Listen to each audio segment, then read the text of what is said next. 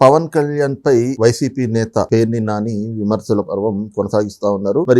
నిన్న press meet పెట్టి పవన్ కళ్యాణ్ ని ఉద్దేశించి పవన్ కళ్యాణ్ ఇటీవల తమ పార్టీ కార్యాలయంలో పార్టీ నేతలతో మాట్లాడినటువంటి అంశాలని ప్రస్తావిస్తూ వాటిపైన పేర్ని నాని వేసినటువంటి కౌంటర్స్ కావచ్చు, లేదంటే ఆయన సంధించినటువంటి ప్రశ్నలు ప్రస్తుతం ఏపీ రాజకీయ వర్గాల్లో కూడా చర్చనీయాంశంగా మారినాయి.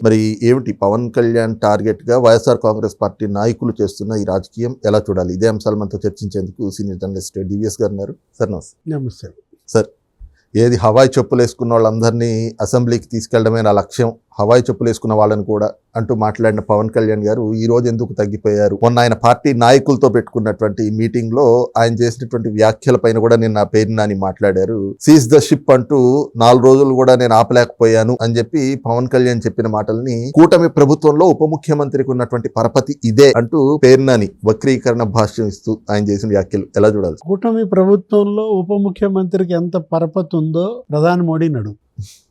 కూటమి ప్రభుత్వంలో ఉప ముఖ్యమంత్రి ఇంటికి వెళ్ళింది ఎవరు? ప్రధాని మోడీ ఇంటికి వచ్చి పలకరించడం కన్నా పరపతి ఏం కావాలి? ఇప్పుడు వీళ్ళకి ఒక 5గురు ఉప ముఖ్యమంత్రులు పనిచేశారు. నారాయణ స్వామి, అంజాద్ బాషా, సుచరిత, లేకపోతే రాజన్న ద్వారా చాలా మంది ఉన్నట్టున్నారు. కులానికో ఉప ముఖ్యమంత్రి పదవి ఇచ్చారు. అసలు ఉప ముఖ్యమంత్రి పదవి అంటే 6వ వేలనో ఏదనేవాళ్ళు. అలాంటిది మరి ఇప్పుడు డిప్యూటీ సీఎం ఇవాళ ఈ ప్రభుత్వానికి అతనే థంబ్, బొటన వేలుగా మారాడా? ఇప్పుడు గ్రామీణాభివృద్ధి శాఖ అసలు దేశంలోనే నంబర్ 1 స్థానంలో ఇవాళ ఆంధ్రప్రదేశ్ గ్రామీణాభివృద్ధి శాఖ. మీరు దాన్ని 23వ స్థానంలోకో 24వ స్థానంలోకో ఆ రోజు పెద్దిరెడ్డి రామచంద్రారెడ్డి. అరే గోకులాలు, మినీ గోకులాలు, 6,000 కోట్లతో రోడ్ల నిర్మాణం, జల్ జీవన్ మిషన్, త్రాగునీరు. నువ్వేం చేశావు? ఆ జల్ జీవన్ మిషన్ దాన్ని అసలు నువ్వు మురగబెట్టావు. నిధులు మళ్ళా వెనక్కి పంపించారు 20,000 కోట్లు. వీళ్ళు మరి ఇప్పుడు డిప్యూటీ సీఎం వెళ్ళి మరి ప్రధాని అడిగి ముఖ్యమంత్రి చంద్రబాబు 15,000 కోట్లు తెచ్చారు, 3 ఏళ్ళు ఎక్స్టెండ్ చేశారు. పరపతి ఉందా లేదా? అంటే ఏంటంటే ఇప్పుడు ఇవన్నీ మనం చెప్పించడం ద్వారా పవన్ కళ్యాణ్ పరపతి పెంచడమా? పేర్ని నాని వీళ్ళందరినీ కూడా ఉసిగొల్పటం. అంబటి రాంబాబుని ఆయన ప్రెస్ మీట్ పెట్టి అంబటి రాంబాబు ఏమంటాడు? నాగబాబు లేకపోతే పవన్ కళ్యాణ్ మెగా బ్రదర్స్, చంద్రబాబు బానిసలు అంటాడు, అమ్ముడు పోయారంటాడు. వాళ్ళు బానిసలా, నువ్వు బానిసవా? రివర్సల్ అర్థం చేసుకోవాలి. ఏంటి?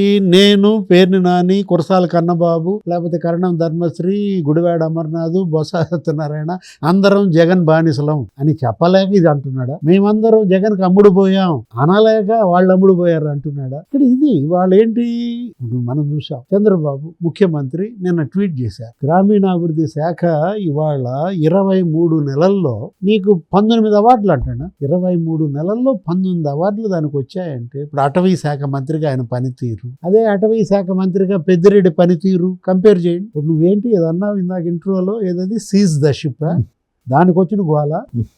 ఇప్పుడు పేర్ని నాని ఏంటి ద్వారంపూడి చంద్రశేఖర్ రెడ్డి మీద పగబట్టాడా? నాకు అర్థం. అంటే ఏంటంటే నేనేదో మా గోడౌన్లలో ఏదో కొద్దిగా రేషన్ కొంచెం నిల్వ పెట్టుకున్నాం, జయసుధా దానికే కేసు పెట్టారు, మా చేత డబ్బులు కట్టించారు, అంత కట్టినట్టున్నాడు, 2,40,00,000 అంత కట్టినట్టున్నాడు. చెక్కులు కూడా కట్టారు, చెక్కులు కూడా ఇచ్చినట్టున్నాడు. అంటే నాతో కట్టించారు, ద్వారంపూడితో కట్టించలేదనా? దాన్ని గుర్తు చేసి సీజ్ ద షిప్ అని వాళ్ళ పేరుని నాని ఏదో షిప్ అంటాడు, ఏదో సీజ్ అంటాడు, లేకపోతే నాదెళ్ల మనోహర్నో లేకపోతే కందుల దుర్గేష్నో ఎగతాళి చేసినట్టుగా మాట్లాడటం కాదు. నాకు అంతర్లీనంగా ఏం కనపడుతుందంటే ద్వారంపూడిని ఎప్పుడు ఎత్తారు, ఎప్పుడు ఎత్తుతారు? ఆ రోజు ద్వారంపూడి చంద్రశేఖర్ రెడ్డి హయాంలో దగ్గర 20,000 కోట్ల స్కామ్, రేషన్ మాఫియా. మీరు అన్నది కరెక్టే. ఏది ఇప్పుడు పేర్ని నాని దాన్ని ఎందుకు కెలుగుతున్నాడు? ఇంతవరకు ఆ రేషన్ అప్పుడు జరిగినటువంటి స్కాముల్లో పాత్రదారులు ఎందుకని అరెస్ట్ చేయలేదనా? స్పెషల్ ఇన్వెస్టిగేషన్ టీము లిక్కర్ మీద పెట్టారు, ఒక 20 మందిని అరెస్ట్ చేశారు, ఒక 50 మందిని గుర్తించారు. లేదు నెయ్యి మీద పెట్టారు, సిట్ అక్కడ పెట్టారు, దానిలో కూడా ఒక డైరీ యజమానులను అరెస్ట్ చేశారు, అధికారుల్ని మరి వేటేశారు. మరి రేషన్ మాఫియా దీని మీద సిట్ ఏదని అడుగుతున్నాడా? లేపి దండించుకుందామని నాకైతే అర్థం కాదు.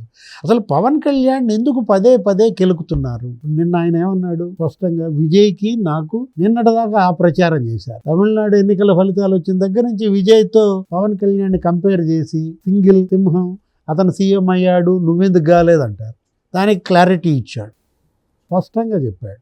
నేను అతనికన్నా ముందే సింగిల్కి వెళ్ళా, దెబ్బతిన్నా, నేను 2 చోట్ల ఓడిపోయా. ఆ రోజు ఉన్న వాళ్ళని కూడా మీరు లాక్కున్నారు, అప్పుడు తిరగబడ్డారు. పార్టీని నిలబెట్టాను, 100% స్ట్రైక్ రేట్ తెచ్చాను, మహారాష్ట్రలో ప్రచారం చేశా, అక్కడ అసలు 95% నేను ఎక్కడికి వెళ్తే అక్కడ గెలిచారు. ఇట్లా ఇవాళ కేరళలో పార్టీ, కర్ణాటకలో పార్టీ, ఒక జాతీయ పార్టీగా తన దీన్ని నిర్మించుకుంటున్నాడు. 20 ఏళ్ళు అతను సుదీర్ఘ ప్రస్థానం పెట్టుకుని అతను బ్రహ్మాండంగా పార్టీని సంస్థాగతంగా బలోపేతం పెట్టినప్పుడు 150 మంది అంటే సభ్యులు. ఇవాళ 21 లక్షల మంది సభ్యులు, ఆ సాధకులు, ఉద్యమీలు, వాళ్ళతో ఆయన మీటింగ్ పెట్టుకుంటే ఈ హవాయి గోలేంటి?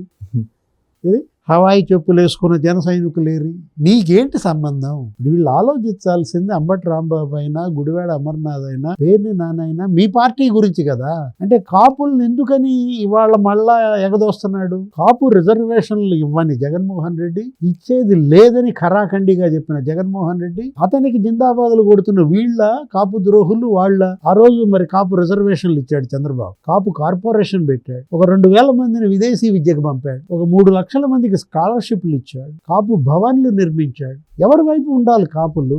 ఎందుకు ఈ విధంగా జగన్మోహన్ రెడ్డి మళ్ళా ఆ పాత ఫార్ములా, ఏది కాపుల్ని కెలకటం, లేకపోతే కాపుల్లో చిచ్చు పెట్టడం, తద్వారా చలి కాచుకోవడం, ఇదే కనపడతారు. పేర్ని నానైనా, అంబటి రాంబాబు అయినా ఇవాళ ఏంటంటే జగన్ నమ్ముకున్నాం, ఇవాళ మాకు ఇక భవిష్యత్తు లేదు అనే ఒక భయం కనపడతాం. ఆ భయంతోనే పవన్ కళ్యాణ్ పై ఈ దాడిగా మనం చూడాలి.